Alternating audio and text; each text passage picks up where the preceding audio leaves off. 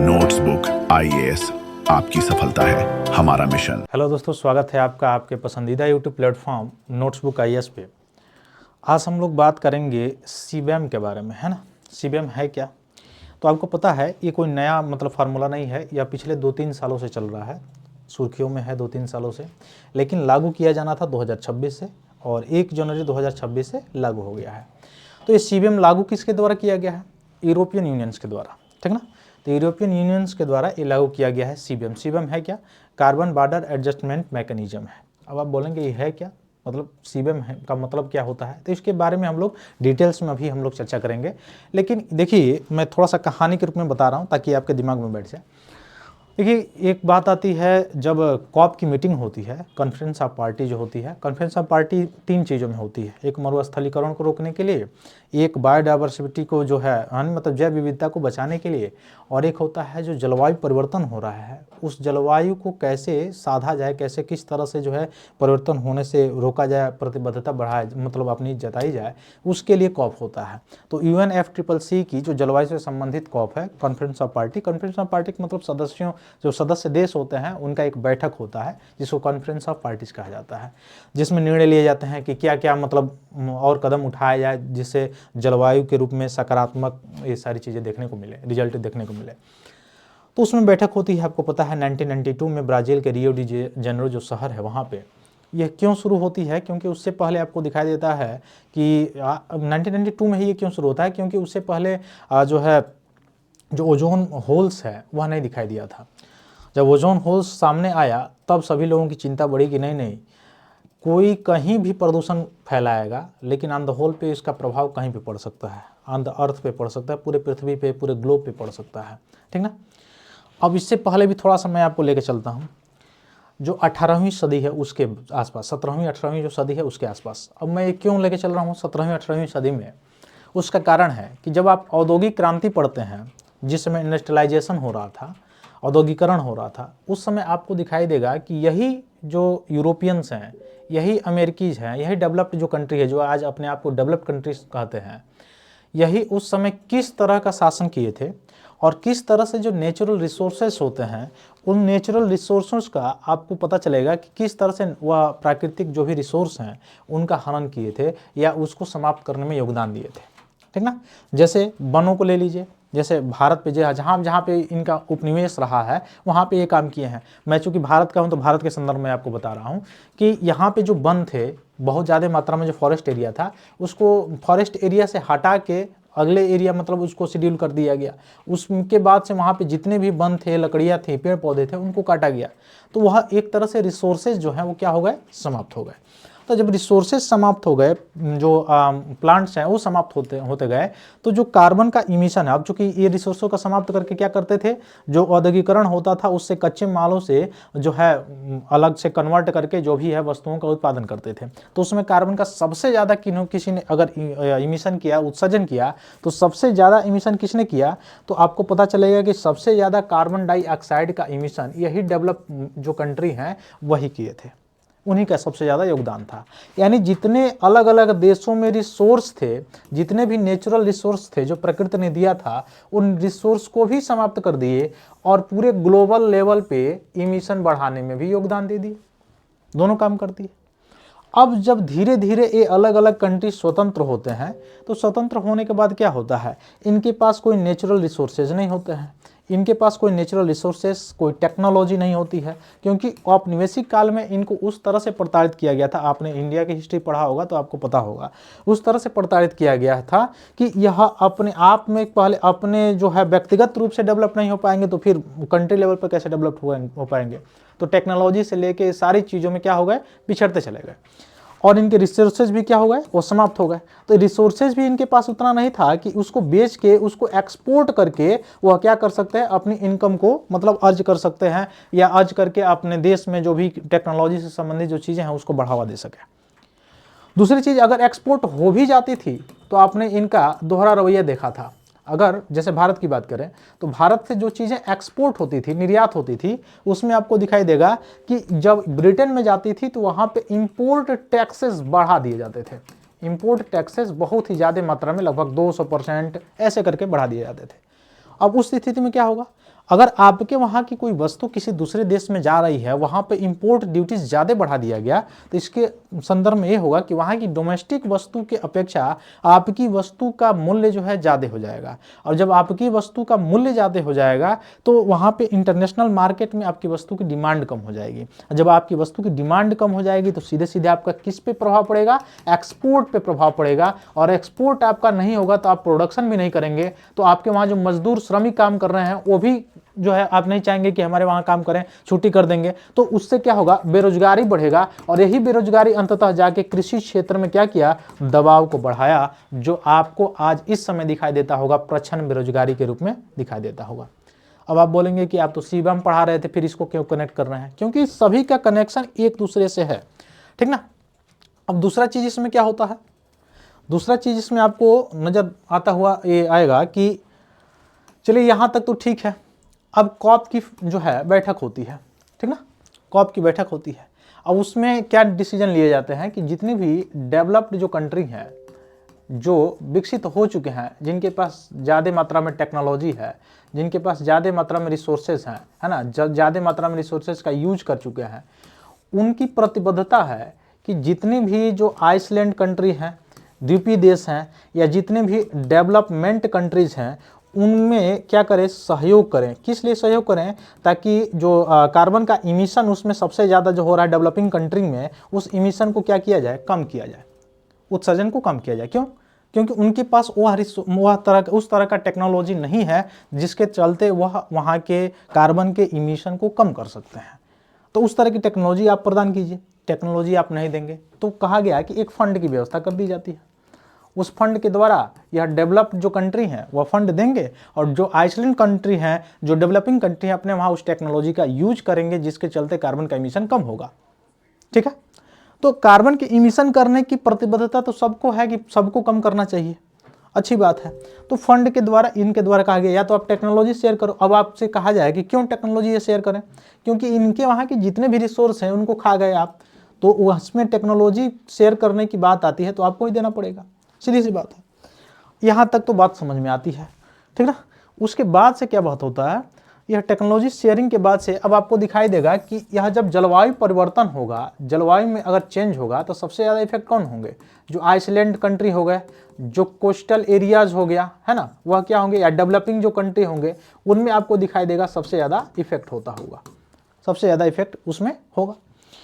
अब यहाँ पे इनको जब कोई चीज़, कोई चारा मतलब नहीं निकला तो इन्होंने क्या लाया, इन्होंने लाया सीबैम, ठीक है ना। यह क्या है, एक प्रकार का कार्बन टैक्स है।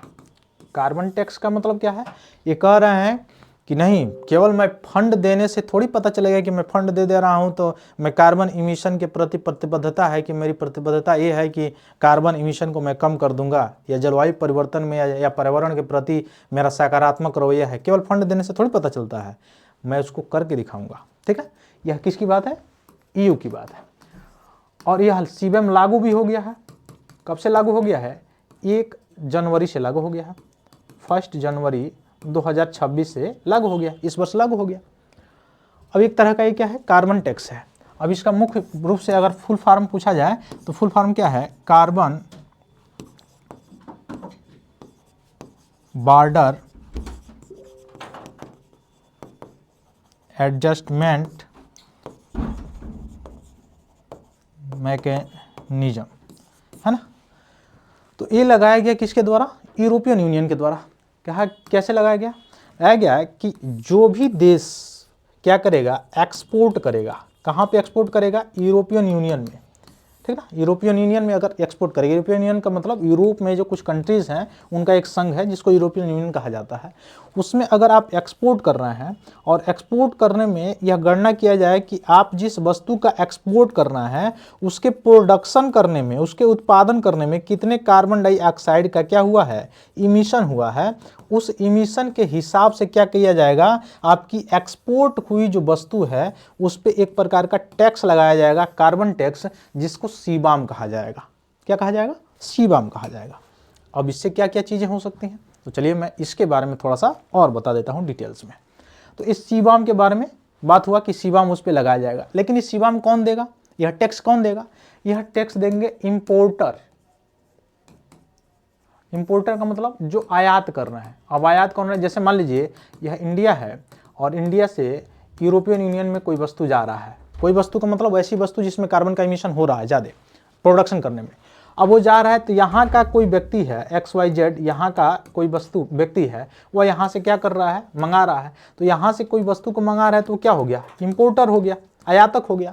तो आयातक इसमें जब मंगाएगा तो क्या करेगा, यह जब वस्तु आएगी ना तो वहाँ की यूरोपियन यूनियन इस पर क्या लगाएगी, सीबैम लगाएगी, सीबैम लगाएगी, कार्बन टैक्स लगाएगी, कार्बन बॉर्डर एडजस्टमेंट मैकेनिज्म वाला जो है टैक्स लगाएगी। और टैक्स के माध्यम से यह देखेगी कि कितना कार्बन डाइऑक्साइड इस वस्तु के उत्पादन में क्या हुआ है, इमिशन हुआ है। उस हिसाब से इस वस्तु के जो खरीदार होगा, यानी जो खरीदने वाला जो व्यक्ति होगा, उसको वस्तु का कास्ट तो देना पड़ेगा और प्लस वस्तु के कास्ट के बाद इसको टैक्स भी देना पड़ेगा, जिस टैक्स का नाम होगा कौन सा, सीबाम।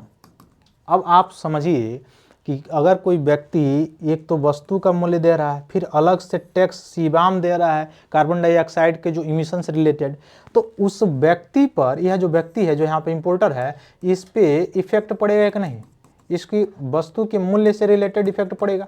अब जब मूल्य इसका बढ़ा हुआ इसको लगेगा तो क्या कहेगा, कहे कि भाई भारत भाई अब हम आपसे ना इसको नहीं खरीदेंगे, इस वस्तु को नहीं खरीदेंगे।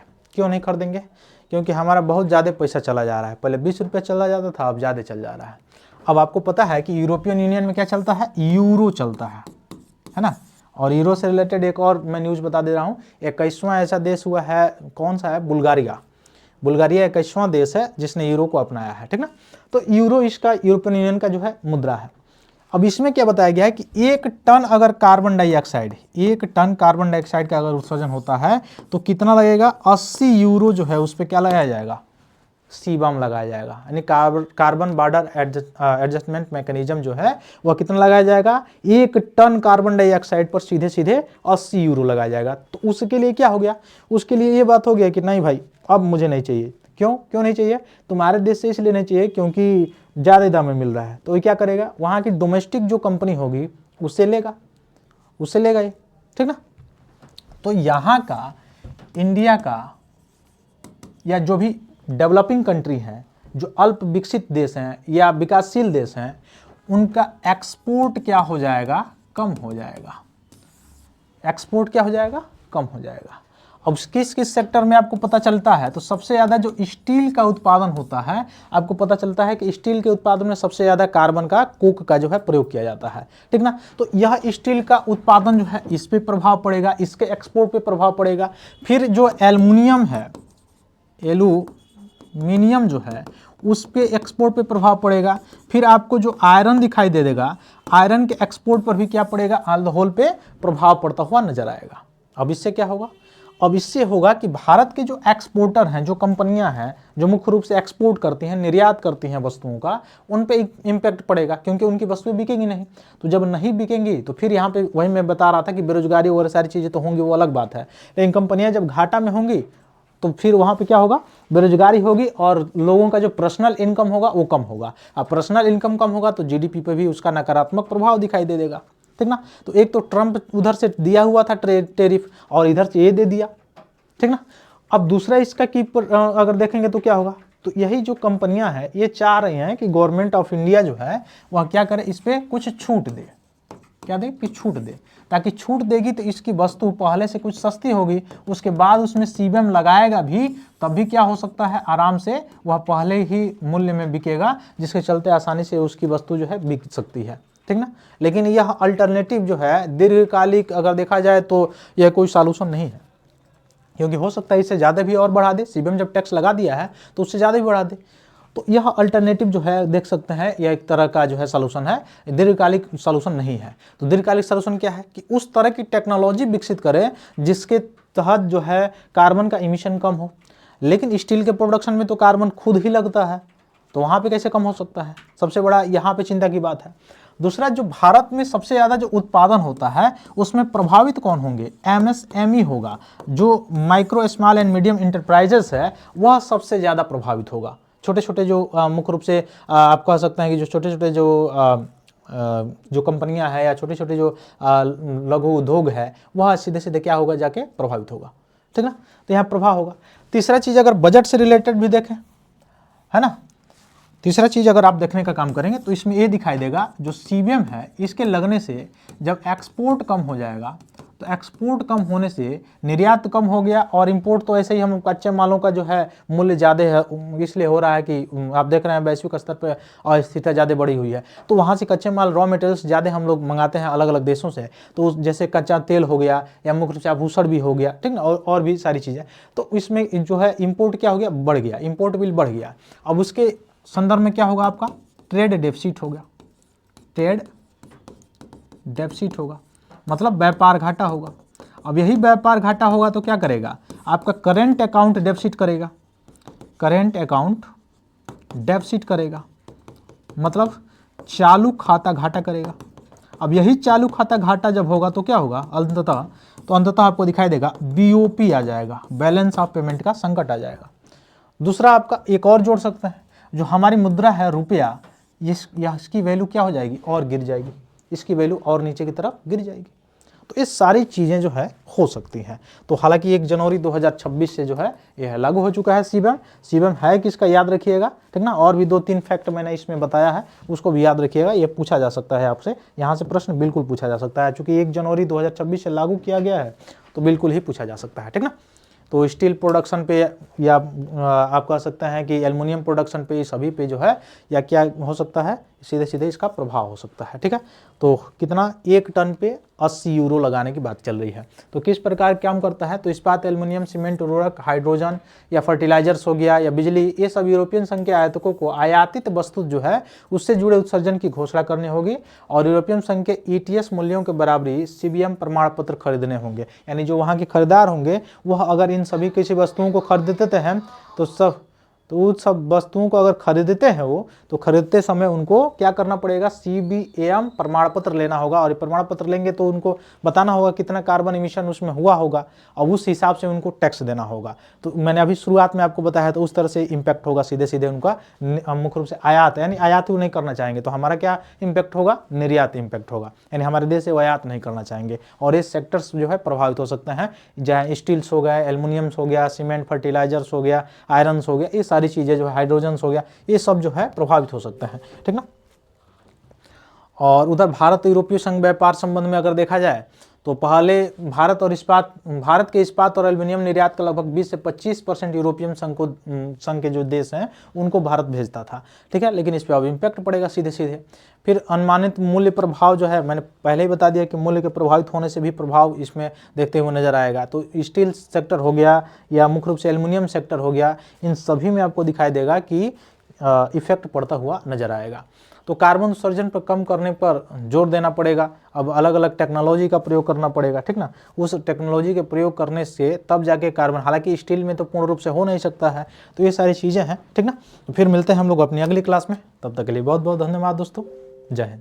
हेलो दोस्तों, नोट्सबुक IAS आपकी सफलता है। हमारा मिशन के तहत लाया है बेहतरीन टेस्ट सीरीज का कलेक्शन, जिसमें UPSC और स्टेट PCS के प्रीलिम्स और मेंस के टेस्ट सीरीज उपलब्ध है, वो भी लोएस्ट प्राइस में। तो आप आज ही अपनी सफलता की दिशा में आगे बढ़ने के लिए हमारे टेस्ट सीरीज सेंटर दिल्ली के मुखर्जी नगर और प्रयागराज के सिविल लाइंस के सेंटर पर जाकर टेस्ट सीरीज परचेज कर सकते हैं। आप अगर ऑनलाइन टेस्ट देना चाहते हैं तो आप डिस्क्रिप्शन में दिए गए लिंक द्वारा आप हमारे ऐप को प्ले स्टोर के माध्यम से डाउनलोड कर ऑनलाइन टेस्ट सीरीज परचेज करें और अपनी तैयारी को और मजबूत बनाएं। अन्य जानकारी के लिए आप दिए गए नंबर पर कॉल भी कर सकते हैं।